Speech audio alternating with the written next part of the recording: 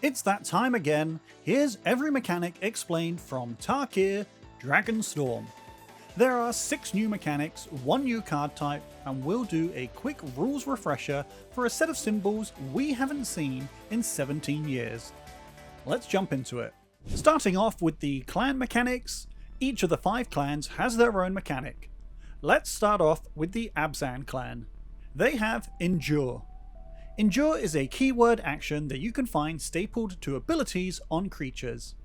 As we can see on the latest good boy, Fortress Kin Guard.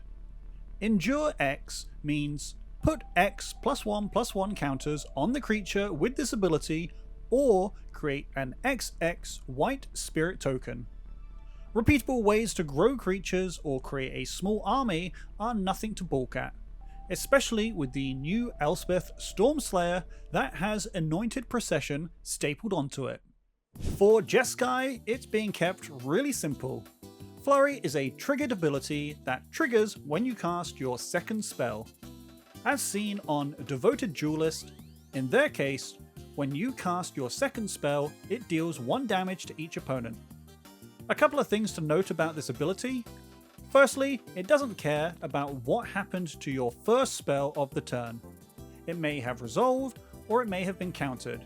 It could even still be on the stack. All that matters is you cast one. When you cast your second spell, this ability will be placed on the stack above your second spell, and it will resolve first, so keep that in mind.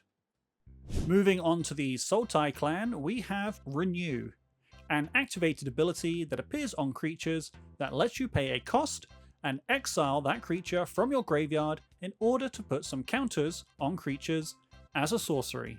For example, on Kasi Revenant, you can pay 3 to exile it from your graveyard to put a flying counter, a death touch counter, and a lifelink counter on a creature you control. There are some Renew cards with bonus abilities, like the one on Naga Flesh Crafter.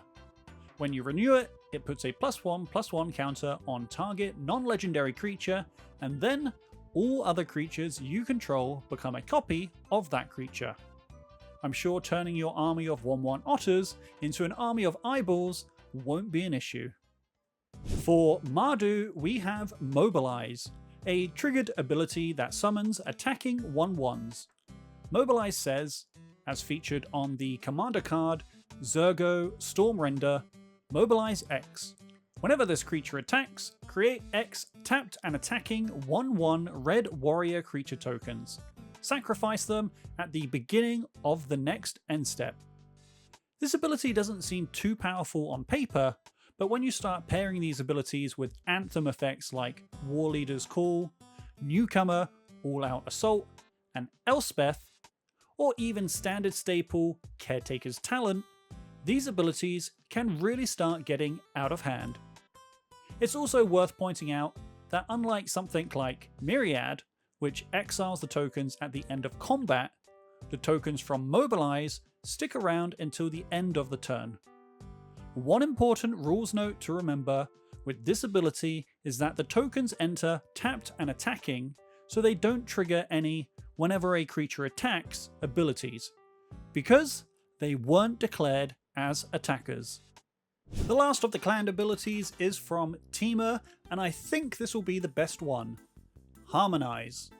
Harmonize is like a combination of Flashback and Convoke. Harmonize is an alternative cost that lets you cast the card from a graveyard, just like Flashback. However, you can tap a creature and reduce the Harmonize cost by the creature's power. Here we can see the mechanic on Winter Night Stories, a 3-cost spell that says draw 3 cards, then discard 2 unless you discard a creature. You can then cast it from your graveyard for a single blue mana if you just tap a creature you control with power 4 or more.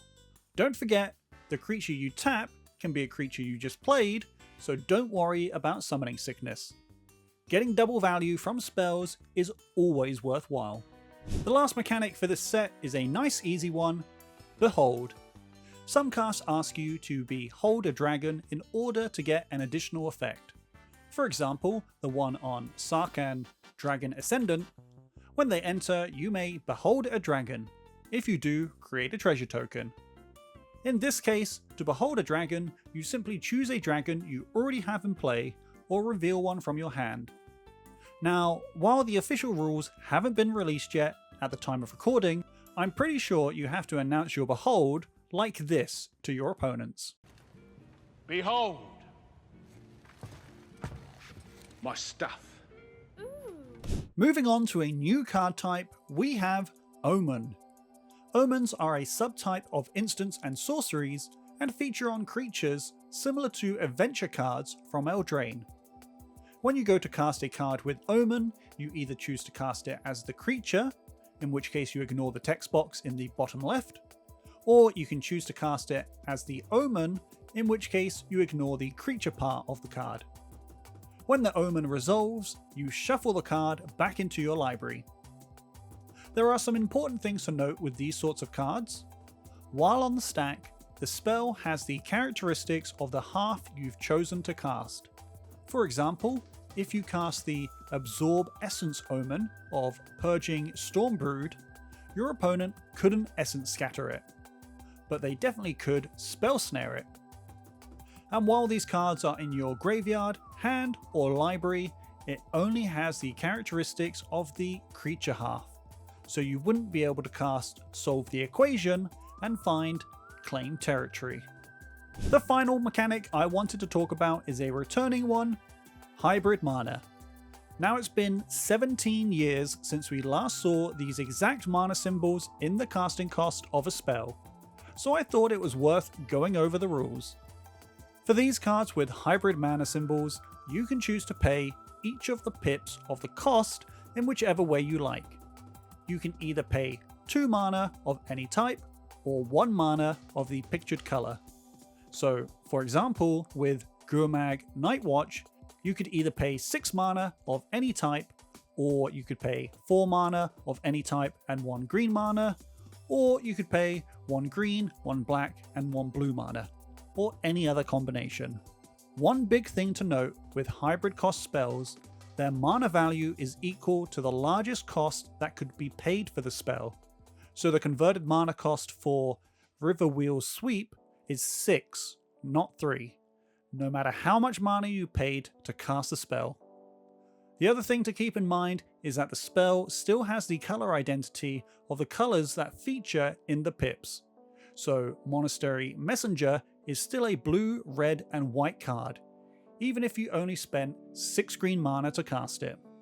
Now, if you have any questions about anything I've covered here, let me know in the comments down below. Be sure to like the video if you learned something, and subscribe, because if you don't, you'll never hit Natural Tron again to cast the new Ugin on turn 3.